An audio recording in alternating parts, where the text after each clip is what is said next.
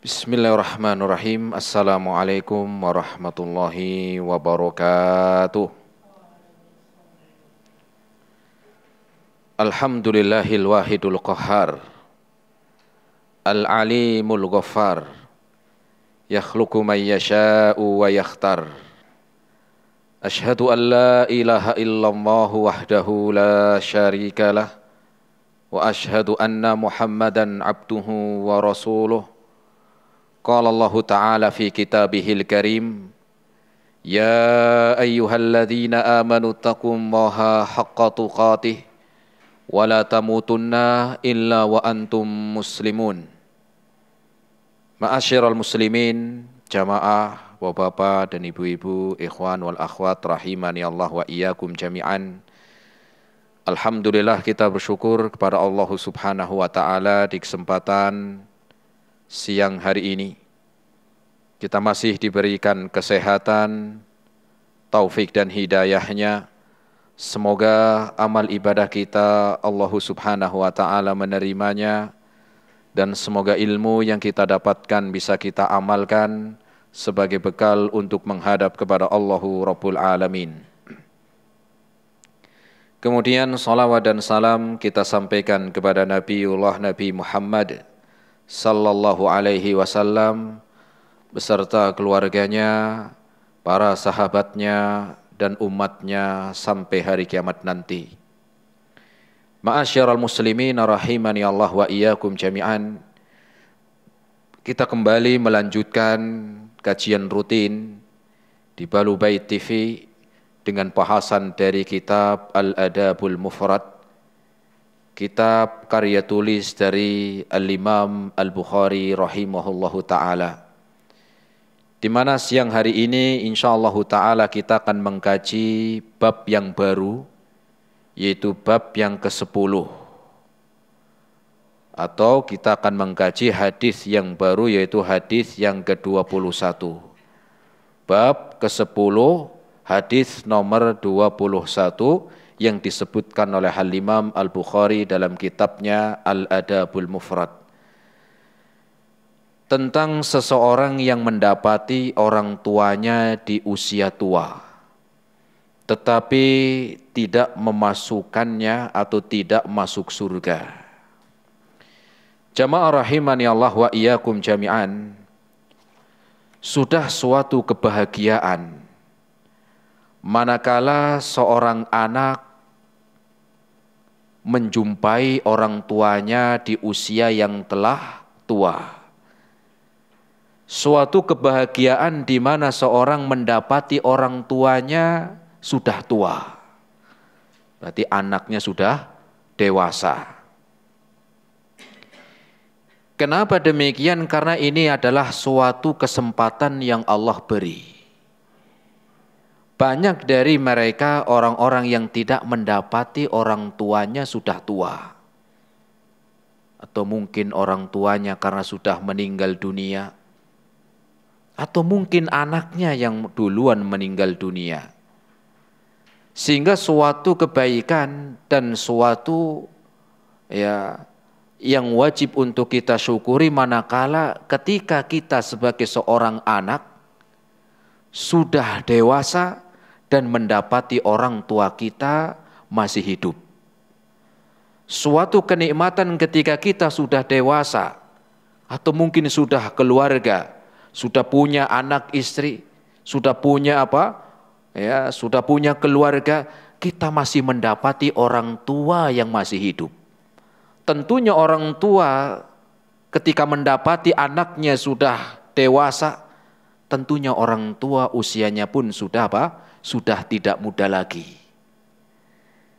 Maka ini adalah suatu kebaikan yang Allah berikan kepada kita. Sama-sama dikasih umur panjang. Sama-sama ketemu orang tua di waktu orang tua sudah tua. Sudah orang tua, sudah tua lagi. Kemudian sama-sama berjumpa dan juga sama-sama menyaksikan orang tua ketika usianya sudah Sudah tua. Tetapi tidak sedikit dari seorang anak yang mendapati orang tuanya di umur yang sudah tua tidak mendapatkan kebaikan. Malah mungkin mendatangkan keburukan. Oleh karena itu, ma'asyiral muslimin, jamaah rahimani Allah wa iyyakum jami'an, maka suatu kenikmatan ketika kita mendapati orang tua kita sudah tua dan kita berusaha untuk mendapatkan kebaikan kala itu. Kenapa? Karena tidak sedikit orang yang tidak mendapati orang tuanya sudah tua, atau mungkin dia mendapati orang tuanya sudah meninggal dunia. Ya. Sehingga tidak sedikit seorang yang menyia-nyiakan waktu tersebut dan malah menghalangi dari kebaikan. Inilah hadis yang kita akan bahas insyaallah taala, tentang di mana seorang anak yang mendapati orang tuanya di usia tua tetapi tidak masuk surga. Hadis yang ke-21, silakan dibuka ya bukunya, halaman 36. Hadis yang ke-21 disebutkan oleh Al-Imam Al-Bukhari an Abi Hurairah radhiyallahu taala anhu, dari sahabat Abu Hurairah, semoga Allah meridhoinya. Abu Hurairah bernama Abdurrahman ibnu Sakhr Al-Yamani, dari Yaman. Ani Nabi sallallahu alaihi wasallam, dari Nabi sallallahu alaihi wasallam qala, Rasul sallallahu alaihi wasallam bersabda, Rogima anfuhu, rogima anfuhu, rogima anfuhu. Sungguh terhina, sungguh terhina, sungguh terhina. Rasul sallallahu alaihi wasallam mengucapkan demikian, faqalu, maka para sahabat penasaran, siapa ini orang? Rasul menyebutkan rogima anfuhu sampai 3 kali. Maka para sahabat pun bertanya, ya Rasulullah, man? Wahai Rasul, siapa ini orang? Sampai engkau menyebutkan terhina ini orang, terhina ini orang, terhina. Maka selesai Rasul mengatakan demikian, para sahabat pun bertanya, maka Rasul menjawab, man adraka walidayhi indal kibari. Barang siapa yang mendapati kedua orang tuanya di usia yang sudah tua. Sudah orang tua, sudah tua lagi. Sudah orang tua, sudah tua. Ada orang tua masih muda. Ada orang tua sedang, nggak terlalu tua. Ada orang tua yang sudah tua. Barang siapa yang mendapati kedua orang tuanya di usia yang sudah tua. Au ahaduhuma, atau salah satunya.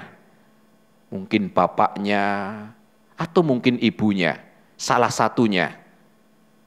Fadakhalan naro, kata Rasul, tetapi malah dia masuk neraka. Hadis riwayat Imam Bukhari dan kemudian juga Imam Muslim. Jamaah rahimani Allah wa iyyakum jami'an, kita akan mengkupas dan mengambil faidah dari hadis yang mulia ini tentang bab seorang yang mendapati orang tuanya, maknanya anak yang mendapati orang tuanya di usia tua tetapi gagal masuk surga.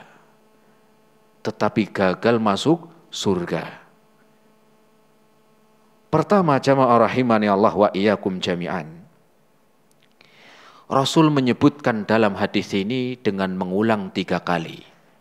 Rogima anfuhu, rogima anfuhu, rogima anfuhu. Celaka ini orang. Rasul menyebutkan 1 kalimat harusnya sudah cukup. Rasul mengatakan rogima anfuhu, ini sudah cukup. Kenapa? Rasul yang menyampaikan. Tetapi Rasul di sini menyampaikan dengan mengulang sampai 3 kali. Rogima anfuhu, rogima anfuhu, rogima anfuhu.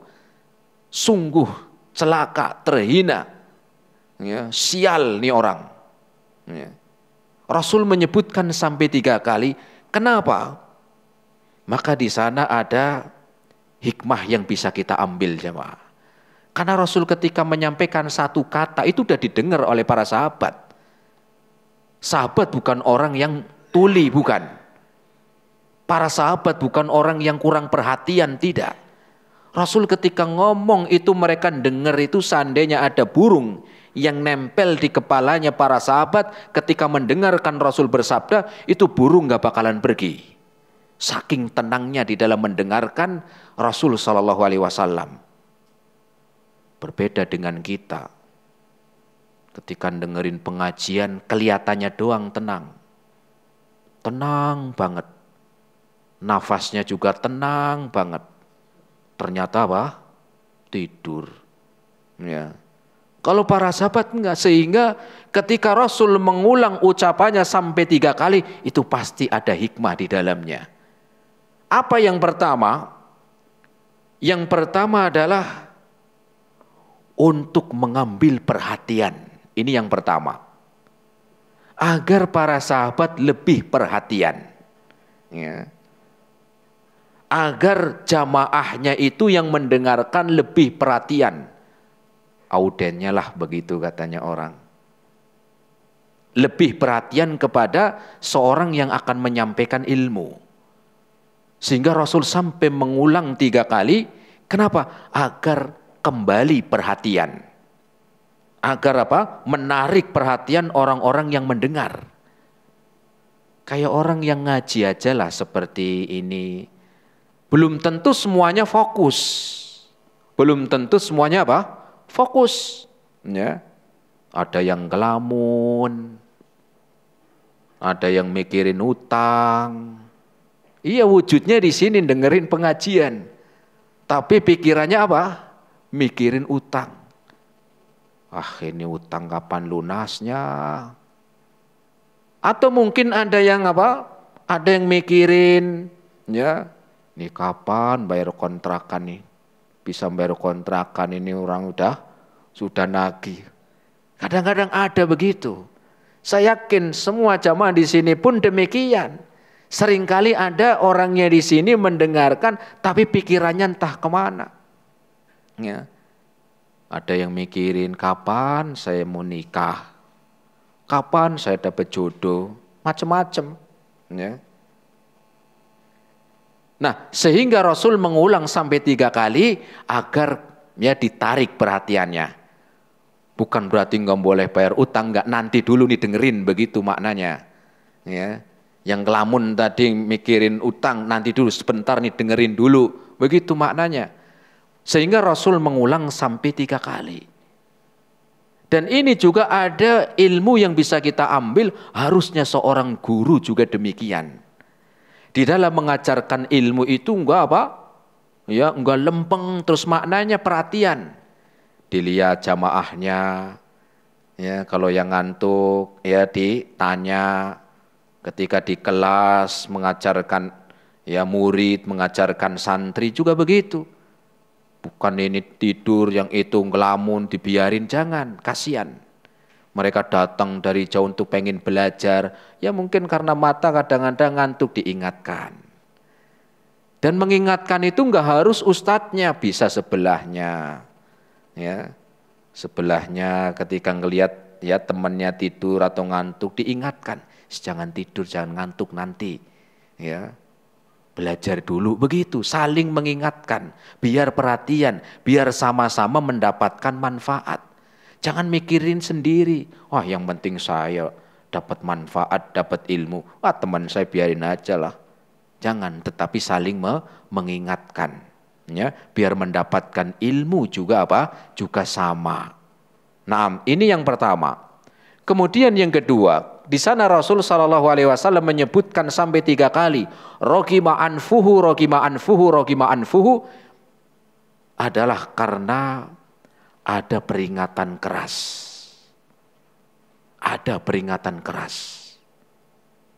Bahwa orang yang akan disampaikan bahwa sesuatu yang akan disebutkan setelah kalimat ini, yang Rasul mengulang 3 kali, itu betul-betul celaka.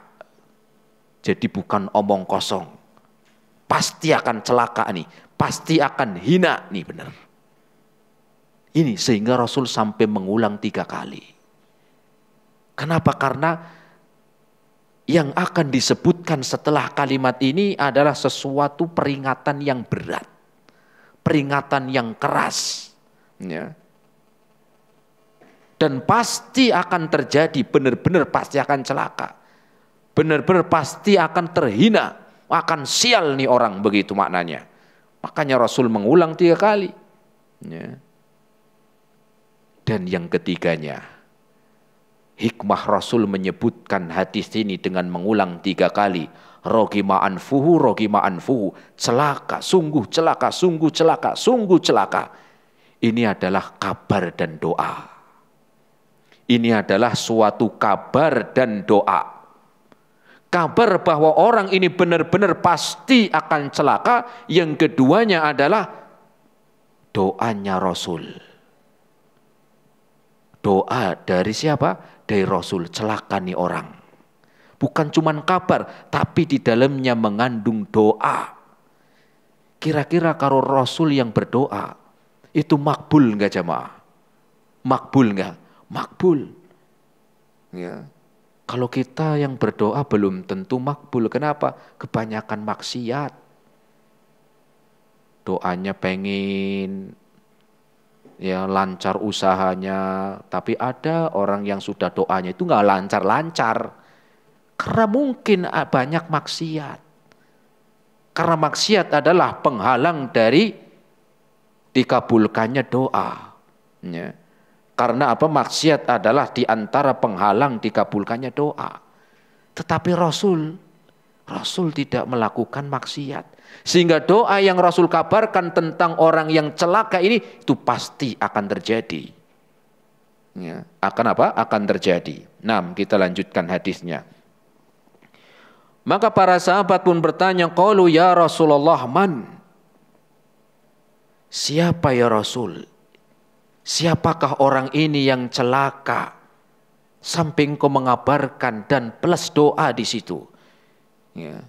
Ini menunjukkan para sahabat memiliki sifat cemas. Maknanya apa? Khawatir kalau yang didoakan, yang disebutkan oleh Rasul itu menimpa sahabat. Khawatir, cemas. Sehingga jangan sampai kita merasa aman. Karena sudah merasa ibadahnya banyak, sholatnya sudah terjaga, puasanya sudah selesai, hajinya sudah bolak-balik, ya. Kemudian ngajinya sudah rajin. Jangan merasa aman, jemaah. Jangan merasa sudah kayak di atas angin. Apa di atas angin? Bahasanya Indonesianya apa? Sudah merasa di atas angin. Hah? Sudah merasa di atas angin itu apa bahasa Indonesianya? Merasa senang. Merasa tenang. Jangan sampai kita merasa aman dan merasa tenang. Karena banyak amalan yang sudah kita lakukan. Jangan. Sahabat sampai mengatakan, qalu ya Rasulullah man? Siapa itu orang yang engkau doakan 3 kali sampai apa? Ya sampai mengulang 3 kali. Karena sahabat merasa cemas. Khawatir yang disebutkan itu menimpa mereka. Itu kalau sahabat. Yang padahal Allah telah memberikan kabar gembira kepada mereka. Radhiyallahu ta'ala anhum wa radu'an. Allah telah ridho kepada mereka dan mereka telah ridho kepada Allah. As-sabiqunal awwaluna minal muhajirin wal ansar. Dan orang-orang yang mendahului kita, orang-orang yang beriman, siapa mereka? Orang-orang muhajirin dan orang-orang ansar. Itu merasa khawatir, merasa cemas kalau keburukan itu menimpa mereka. Apalagi kita. Apalagi seperti kita. Kenapa? Nggak ada yang jamin kita, jemaah. Nggak ada yang sudah ngabling surga kita tuh nggak ada. Wong ibadah kita aja kita nggak tahu diterima atau enggak. Apa jenengan tahu sholatnya jenengan diterima? Kan kita juga nggak tahu. Bukan berarti kalau gitu ya sudahlah saya nggak sholat. Enggak. Sholat tetap, tetapi kita kan tidak tahu. Ya, ya kita harapannya berdoanya agar diterima ibadahnya. Ya. Enggak ada yang menjamin, kita pun tidak pernah dengar. Ada malaikat ngomong ke jenengan, Pak, atau Bu, jenengan tadi sholat duhurnya diterima Bu, semangat dan selamat. Pernah? Kan kita nggak pernah dengar begitu, malaikat ngabarin ke jenengan, ya sholatnya diterima, puasanya diterima, hajinya diterima, nggak ada yang pernah kita dengar begitu. Sehingga jangan sampai kita merasa aman. Para sahabat merasa cemas sehingga mereka bertanya, qalu ya Rasulullah, man siapa mereka? Apa maknanya? Kalau itu suatu keburukan, biar mereka berusaha untuk menjauhi. Ya. Kalau mereka itu apa? Tahu tentang keburukan, maka mereka berusaha untuk menghindari. Ada orang pengen tahu keburukan tapi malah nyemplung. Ada orang pengen tahu tentang kebaikan tapi malas ngerjain. Sehingga para sahabat tidak demikian. Mereka ketika ingin mengetahui suatu keburukan, maka agar mereka berusaha untuk menjauhi. Dan kalau bertanya tentang suatu kebaikan, mereka pengen bisa mengamalkan.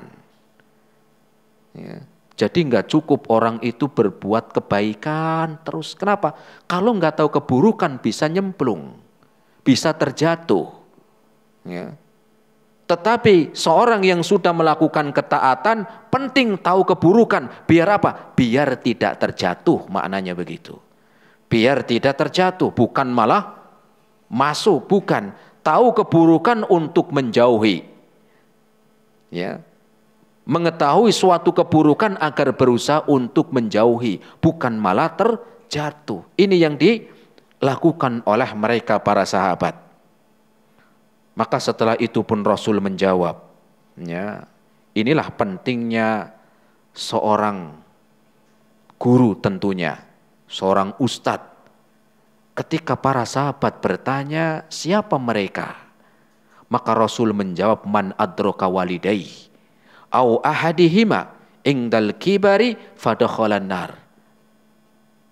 Rasul mengabarkan demikian setelah para sahabat nanya, siapa? Itu artinya jamaah, dalam kita mentransfer ilmu, di dalam mengajarkan suatu ilmu, itu tidak cukup yang penting selesai kurikulum, bukan. Bukan yang penting selesai materinya, bukan. Bukan yang penting mereka apa? Sudah diajarkan, bukan. Tetapi yang lebih dari itu, apakah yang disampaikan paham enggak? Itu maknanya. Ini ilmu seperti itu, sehingga Rasul tidak langsung menyebutkan, ya, tetapi apa Rasul menjawab setelah ditanya siapa mereka. Ini Rasul di dalam mengajarkan benar-benar pengen memahamkan. Ya, sebagian orang ketika mengajar itu yang penting target selesai. Ya, target apa? Selesai satu semester, selesai nih kitab. Ya. Makanya jangan aneh ketika kita mungkin ngaji kitab Adabul Mufrad ini, ya, satu pertemuan itu mungkin satu hadis atau mungkin dua hadis, ya memang sabar, ya, jangan kajian kok satu hadis satu pertemuan satu hadis, sabar, yang penting paham. Yang penting bisa memahami dan mampu mengamalkan. Bukan cepat selesai. Mungkin kalau cuma diterjemahkan doang selesai. Tetapi ketika dikupas, dirinci, diambil ilmu dan faedahnya, maka di sana ilmu itu sangat luas, jawab. Nah, disinilah Rasul, ya, berkeinginan agar mereka orang-orang yang mendengarkan ilmu, Rasul menginginkan mereka itu paham. Dari mana bentuk atau tanda paham dari para sahabat? Mereka bertanya, siapa mereka ya Rasul? Barulah Rasul menjawab, mereka adalah, ya, mereka orang-orang yang mendapati kedua orang tuanya atau salah satunya sudah tua tetapi malah masuk neraka. Jamaah rahimani Allah wa iyyakum jami'an. Dalam hadis yang mulia ini Rasul mengkabarkan man adraka walidayhi, barang siapa yang mendapati kedua orang tuanya bapak atau ibunya, bapak dan ibu, atau salah satunya, mungkin tinggal bapaknya atau mungkin tinggal ibunya, dan usianya sekarang sudah tua, atau mungkin dua-duanya bapak ibunya masih ada dan dua-duanya sudah tua, atau salah satu dari keduanya, ya, tetapi gagal masuk surga. Ya. Rasul menyebutkan kedua orang tua atau salah satu di mana usianya sudah tua. Kenapa disebutkan ketika usianya sudah tua? Apakah berarti kalau masih muda boleh durhaka? Lah kan hadisnya tua, Tat. Yang disebutkan hadis kan sudah tua, orang tua saya kan masih muda, Tat. Ya boleh dikit lah ngelawan. Bukan masalah ketika masih muda orang tua terus boleh durhaka, bukan. Tetapi makna hadis ini Rasul menyebutkan ketika orang tua sudah tua, salah satu atau keduanya, tetapi gagal masuk surga, maknanya adalah karena ketika orang tua sudah tua, itu sangat butuh kepada baktinya anak.